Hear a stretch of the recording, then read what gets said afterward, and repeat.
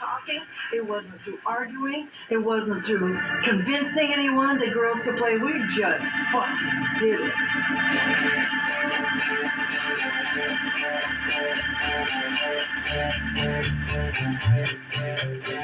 I ain't nothing with nobody.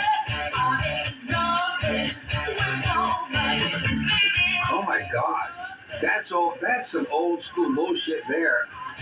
If you object to this picture on the front of a rock paper, you could be a male chauvinist. A true statement couldn't be made at the time. Now, if you saw that, you would just go, wow, cool.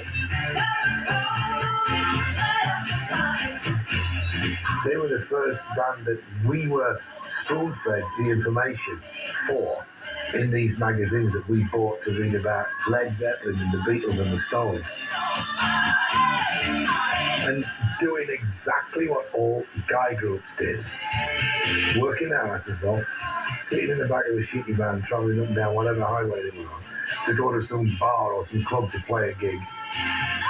The difference being, no doubt, when they got on stage, they had to deal with a lot of drunk and get your tits out shit the guys didn't really have to deal with. Just about every single interview we did, the opening question was, well, how does it feel to be a girl playing an instrument? And you go, Jesus, did you do any research?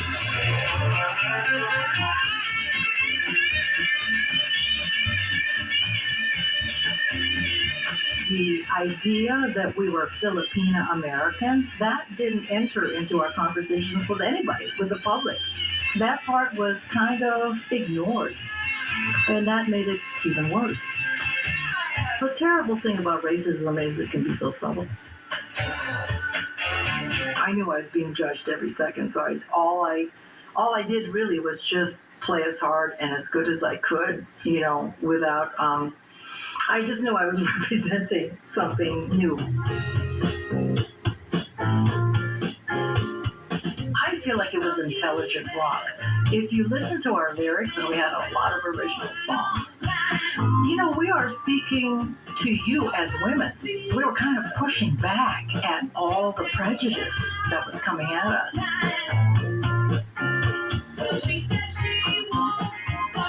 Listen to the one where we're talking about, because she's on the pill.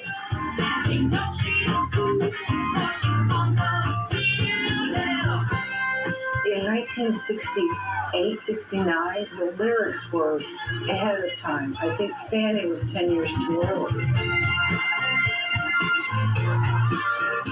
In the early 70s, the women's movement was full steam.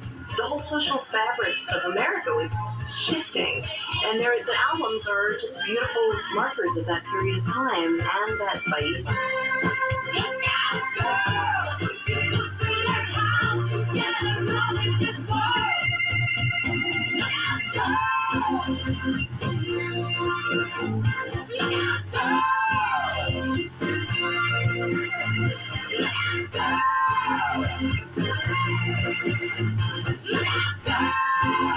Lastly tonight, back to Fanny, who'd been conquering male chauvinist hearts everywhere. In the UK, calling a band Fanny didn't mean the same thing as it did in America. They must have been aware that it kind of meant, like pussy in England, and so it's such a play on female empowerment to me, the name Fanny and the fact that they just were women who rocked. They took us in. They loved us.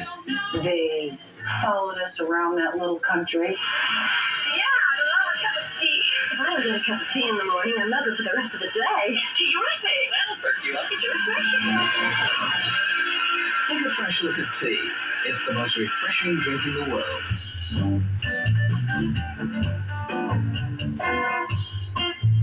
We were just such Beatle fans, and we just couldn't believe